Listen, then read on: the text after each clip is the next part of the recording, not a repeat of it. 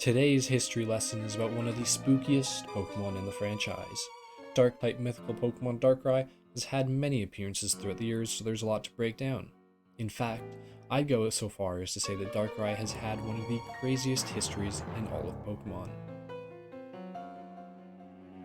Originally available via Wi-Fi event, once it ended, players literally had to glitch through walls to catch it. Doing so, though, was a huge risk. One wrong step and you could lose your game file forever. In another game, it was the super broken final boss of the game, pretending to be another character and manipulating the world from behind the scenes.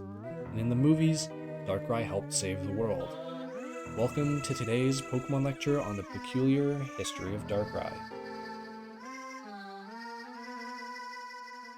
Before the newest Sinnoh remakes, Brilliant Diamond and Shining Pearl, the only way to legally obtain the mythical Pokemon Darkrai was to perform a literal wall glitch.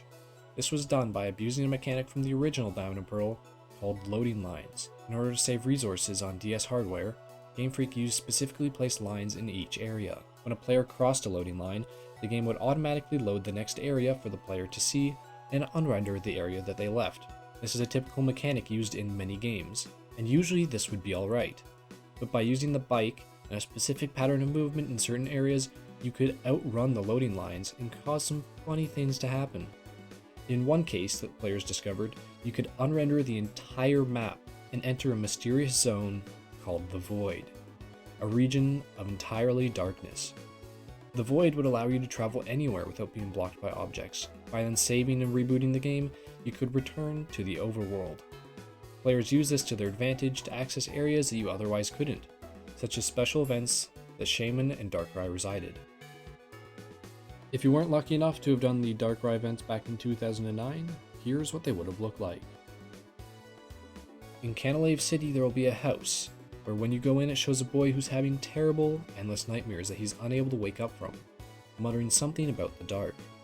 There will also be an inn that you will not be able to enter in the top right corner of the city. That is, unless you have a special item called the member card.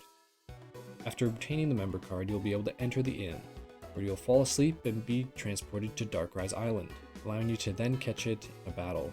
After catching it and exiting the inn, a citizen of the town expresses shock at how someone was actually residing at the inn, for it had been empty for over 50 years.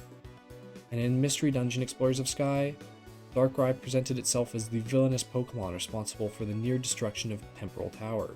It first appears to the player in a dream disguised as Cresselia, where it tells the player that it's responsible for the never-ending nightmares across the land and the distortion of space-time itself.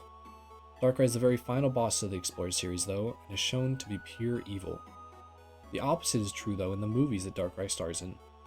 Alamos Town had been experiencing some strange disturbances, and people suspected that Darkrai was at fault. The townsfolk even rallied themselves to hunt it down. But in the end, Darkrai saved the town by taking on Dialga and Palkia single-handedly to give Ash and the gang enough time to save the town from devastation. That's going to be it for today's history lesson. I hope you enjoyed, and we'll see you next time.